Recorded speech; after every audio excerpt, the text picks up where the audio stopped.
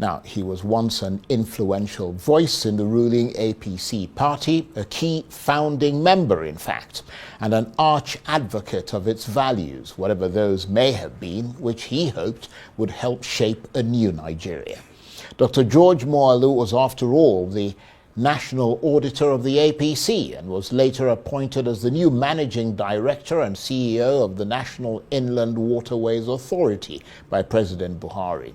But that was before he became an aggrieved aspirant, taking the party to court for failing to conduct governorship primaries in Anambra State in 2021. He subsequently resigned from the APC, accusing it of not obeying its own rules and of forcing decisions down people's throats. Well, he's now joined the Labour Party and seems happy enough to become a governorship aspirant in Anambra State under its umbrella. But given the fact that many members of the influential Obedient movement say they simply can't see him as one of them, not to mention the fact that the Labour Party is split down the middle and severely factionalized by its own internecine crisis, what hope does he realistically have? Well, for more on this, I'm joined now in the studio by Dr. George Moghalu, Labour Party governorship aspirant in Anambra State. Thank you very much indeed for coming in. Thanks, Charles, for having me. I appreciate it. Now, you worked for the APC as both its national auditor and later under appointment by an APC government as the managing director and CEO of the National Inland Waterways Authority, NIWA. So in a sense, you were made politically by the APC. So how come you left the party? I mean, you no longer think that it's fit to govern Anambra State, your state of origin in particular, and Nigeria in general? No, let's start by correcting an impression. I wasn't made by APC. Rather, I played a role in making APC. Yeah, but you were made politically. No, not politically. I've been in the system for quite a while. I was the first elected public secretary of NRC in the old Imo states before states were created. And from there, I served in the government of Abia State. And if you remember, in 1999, I was elected the first national secretary of the All People's Party that later became ANPP, All Nigeria People's Party. Yeah, but you can certainly argue that the APC added to whatever it is you had. I mean, so to that extent, it contributed in the making of Dr. George Moghalu. There's no doubt about it. Yeah. I just needed to correct that little impression that APC didn't make me, but APC contributed because I served APC as national auditor. Okay, at a point, I was a member of the national caucus of APC, and then like you rightly observed too, even before I became the managing director of the National Inland Waterways Authority, the president, our then president, appointed me chairman of the board of directors of NICOMSAT, Nigeria Communications Satellite. So I served the board as chairman for about 2 years before my appointment in 2019 as the MD of the National Inland Waterways came to be. And then I now had to leave the party secretariat and move to Lokoja. But I mean, now you are betwixt, aren't you? I mean, many people in the Southeast have said, and we talk to a lot of people, so it's nothing personal, that they view you with suspicion because of the time you spent in the APC, and you left because you fell out of favor. That's their impression in the APC. I mean, are you coming across these Labour loyalists who are suspicious of your motives? No, it's expected. It's expected. In a situation where we find ourselves, people will suspect you. People are entitled to their individual opinions. But if anybody follows my political trajectory, you will understand that I'm not carved in the mold of politician who moves from place to place. Because in actual fact, since this political dispensation, this is the first time I shifted political loyalty from what it used to be, because from APP I went to ANP. We moved over to ANPP. From ANPP, when I became the national vice chairman, we got to a point where we agreed between ANPP, CPC, ACN, part of ABGA, part of DPP, led by later Kamukali, that we need to come together to form a merger to be able to remove PDP from government. So I have been consistent in my political trajectory, not until this time around that I had to take the decision of changing my platform. You see, Charles, like I've told a few Why did you take that? Good. Like I've told a few people who have discussed with me prior to this time, when you consider political contestation, two issues are very critical. One is the person. In this instance, it is me. The second is the platform. Okay, for the person, the decision is me to make. Or I can consult my wife, I can consult my children, I can consult those who are very close to me. That is optional if I decide to. But the decision about me is about me. It's for me to make.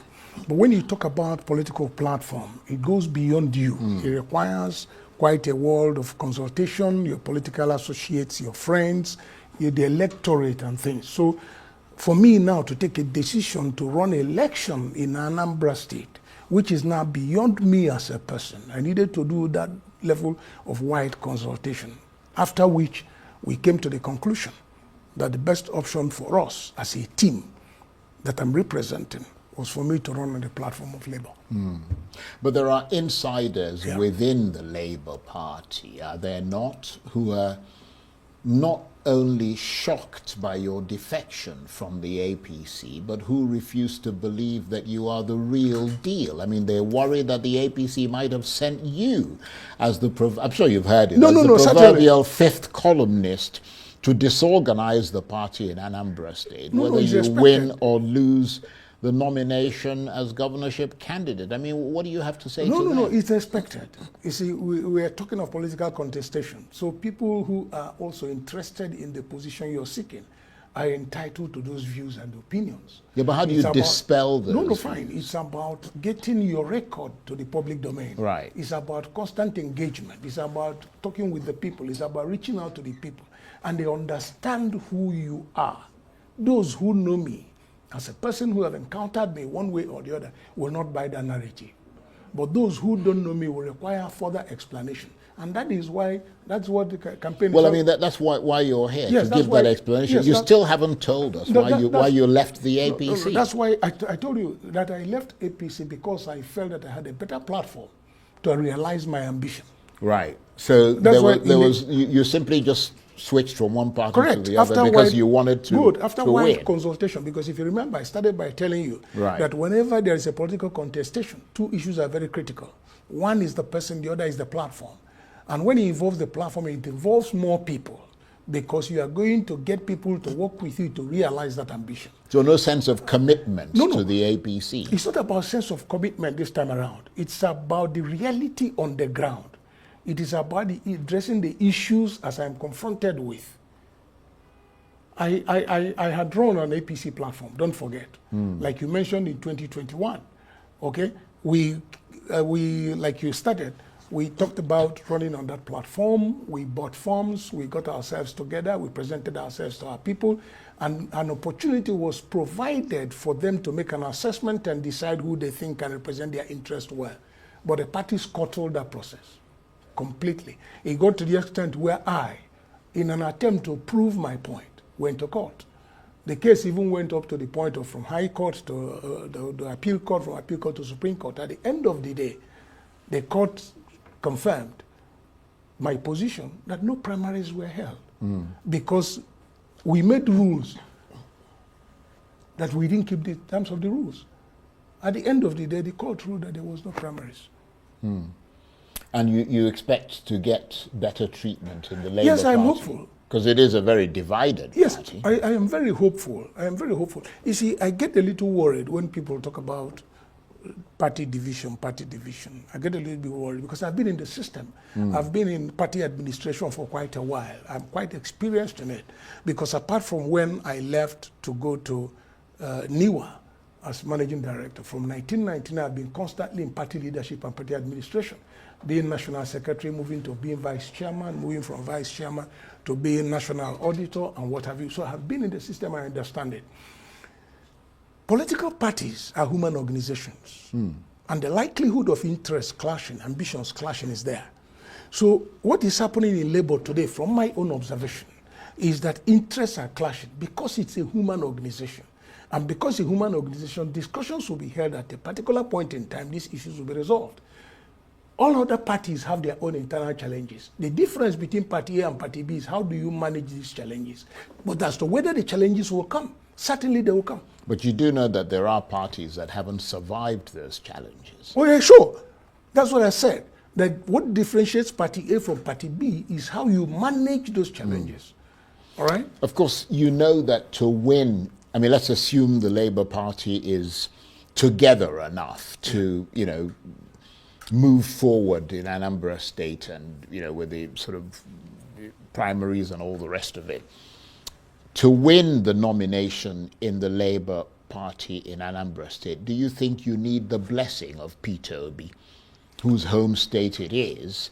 As you know, he was the presidential candidate of the Labour Party. He actually made the Labour Party ascendant by his presence in it. And it is also around him that the movement, the obedient movement, revolves. I mean, and many of them have said that they simply can't see you as their candidate. I mean, what sort of inroad have you made in trying to win them over to your corner? I have made quite a reasonable inroad. I've been reaching out, I'm consistently reaching out, and will continue to reach out until the date of primaries. Okay, we have a 21 local government, 326 electoral ward structure. So what I've been doing is to engage the party leaders and the party leadership at various levels, critical stakeholders, and the party members to sell myself to them so that they will, by the time they make up their minds as to who they will support at the primary that is coming up about the 5th of April, I will be their choice. Yeah, but why can you see why some of them would see you as an opportunist? No, there's no doubt about that. Certainly there's no doubt about some of them. Because I mean, you have not fought the fight with them.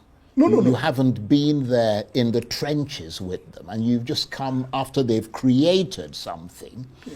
You've now come and cream off the top of that. You see what I mean? You see, I am not an unknown quantity in the politics of my state. That fact must be made clear. I am a known name, visible. So the platform now is not the issue, because a point will come where the questions will be asked. Who are the candidates? Who are the aspirants? And then all of us will be adjudged on our individual merit and consideration. Because you see, the important thing for the party is to win an election. That is the only way the party can remain relevant. Winning an election. And for them to win an election, they must go with their first 11. Gubernatorial elections is like Premier League. You don't go with second 11. So it's a matter of making up your mind. What do we really want? These questions must be asked. And who are the aspirants? And of all these aspirants, who has the better chance of our presenting him and winning an incumbent governor? So these facts must be taken into account. And then before decisions are made. So as to whether I'm reaching out to the people, consistently I am reaching out to the people and will continue to reach out to the people, present myself, sell myself to them. That does not rule out the fact that there are some people who may not buy into my agenda. It's expected. If Jesus Christ could not win 12 only, how do I expect to win every member of the Labour Party? But I mean, it's practically possible. So that's what we're looking for, +1. Well, I mean, I don't know what the numbers are. Yeah, +1, because once you strike 50%. It's something to say that you can't win every single member. Correct. I mean, you can't win every single member. There are a lot of other people who are competing against you. Yeah. But wouldn't you have been better off in the APC, given the fact that you have a long track record there, and given that the unfortunate but unexpected death of one of the top front runners, Ifeanyi, who created a vacuum in the APC. No, it's not about that. It's not about that. I agree that I played a role, like everybody agrees, in bringing APC to public knowledge and public acceptability. Yes, I played a role, there's no doubt about that. But the point, like I did say, when I was trying to look at the issue of electoral contestation, I made it very clear that 2 issues are critical. And those 2 issues are the person and then the platform. And decision about platform is not mine to make. It's about my team, it's about my friends, it's about my political associates who's been with me for all this while, that I've toiled there night and day with, who have listened to me, who have talked with me, who have contributed to my growth, politically speaking. And after all those consultations, we came to the understanding that you should run on labor. Because the people talking to you are the people who work with you. These are the people who are going to help you in selling your agenda to the average anambra man to buy. So what exactly are you offering that will make Labour Party members, first of all, to choose you as the candidate, and if you do become that candidate, the people of Anambra State to possibly pick you as their governor? As we speak today, the biggest problem and the most urgent challenge we have as a state is the issue of insecurity. We've reached a point where for every new day, you hear one news story, negative. If it is not kidnapping today, it is killing. If it is not killing, it is cult war. Any of these you will hear in my state. And when I talk with people, I tell them that the primary responsibility of any government is the protection of lives and property. Yeah, but those are just words. Good. I mean, no, everybody it is not. who sat there. No, it is not. And who's running from different parties in Anambra State talks about security and talks about, the responsibility of government and so on. I mean, fine. It's about now the person who can drive the process. And what do you intend? Yeah, but how are you going to drive the process? There are kinetic and non-kinetic. I've tried to explain this in various forums where I've been able to talk with the Labour Party and then talk with Labour Party leadership and talk with Anambrarians that have given me the opportunity to speak to them. For me, I see this as a primary responsibility because unless you address it, it's going to affect our economy, it's going to affect Yeah, but as I said, investment. we all know that. Good. The question is, what are you going to do to address it? There are basic things to do, which I think if we had done, the story wouldn't be the same. Yeah, but what are For those example, things? I had said it even before we got to the point where we are. You hear vigilantes in the various communities. I have always proposed that we organize our vigilantes, get them properly documented, train them, bring the security to the people, involve the traditional institutions. But isn't that what the present governor is doing? Not. It's not. They just started the Homeland security arrangement a few days ago. And the simple question anybody will ask, what has been happening for the past 36 months? Yeah, but at least he started it. No, why do you have to bring it 8 months to the elections? And then you bring it in a situation where it has political coloration. Because these things can be done and should have been done. Why can't we provide the needed equipment for the security agencies? Why don't we build synergy? Okay. Why don't we get them involved? Security is one of them. What's the other thing? Infrastructural development. Our agriculture is zero. And Anambra has the capacity to feed this country. If you know about Anambra North, Anambra North has the capacity and potentials to feed this country. It's about government investing in it. It also will give us an opportunity to build and resolve the issue on the challenges of unemployment. There's quite a lot to do in that angle. We need to look at what is on the ground. Our infrastructure has collapsed. You see, when I was on channels and they asked me a question, oh, the governor is doing very well, I said, yes. Anybody can say that. But the truth about it is that if you are in a room that is pitch dark, complete darkness, if you bring candlelight, there's light. If you bring a 40 watts bulb, there's light. If you bring this type of light, there is light. So it's a matter of what level of illumination are you looking for? That's a good illustration. And on that note, I want to thank you very much indeed for coming in. As the race progresses, come back and talk to us again. I'll be glad to anytime. Dr. George Moghalu is a Labour Party governorship aspirant in Anambra State. Thank you very much indeed. My pleasure as always. Thank you for having me. That's it for this edition of Arise Prime Time. Join us again tomorrow. From me and the entire team here in Abuja, bye-bye and thank you for watching.